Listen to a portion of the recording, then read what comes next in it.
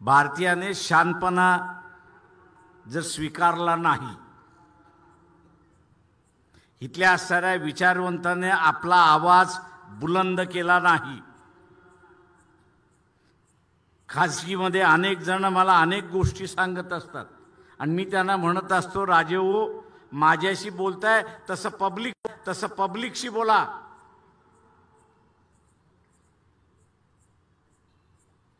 ते म्हणतात कसं काय प्रकाशराव पब्लिकशी बोलायचं, बसलेला आहे ना.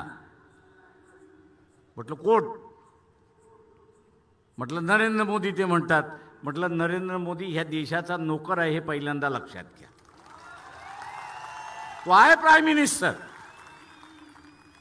तो जगासाठी भारताचा प्राईम मिनिस्टर आहे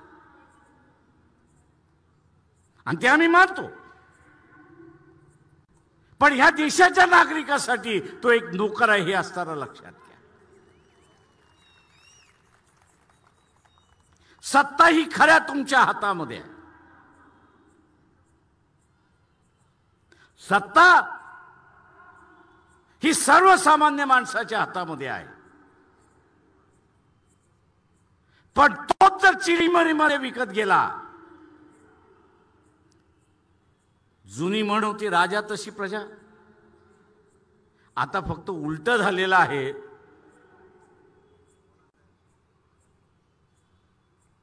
की प्रजा तशी राजा.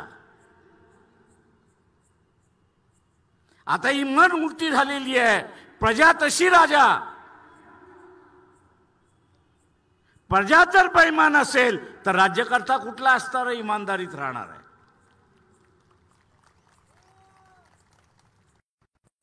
प्रजा जर बेईमान असेल तर राजा कुठे इमानदार राहणार आहे. त्याच्याही अंगात येते तसं नरेंद्र मोदीच्या अंगात येले. आणि तो म्हणतो डोनाल्ड ट्रम्प कोण, तो म्हणतो पुटिन कोण, तो अमुक म्हणतो कोण. आता डिसेंबरला त्यांनी असणारा पुटिनला बोलवलंय, 5 तारखेला येईल आणि आम्हाला हे हत्यार दे, ते हत्यार दे, ते हत्यार दे, असं रडत रडत त्या ठिकाणी बसणार.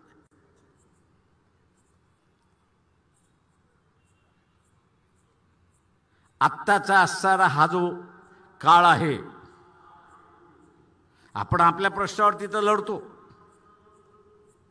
आरक्षणाचा असेल त्याच्यावरती लढतो, अभिमानाचा आहे त्याच्यावरती लढतो, बेरोजगारी आहे त्याच्या विरोधात लढतो. पण त्याच्याच बरोबर जे प्रश्न नव्हते ते मोदींनी आता निर्माण केले हे लक्षात घ्या.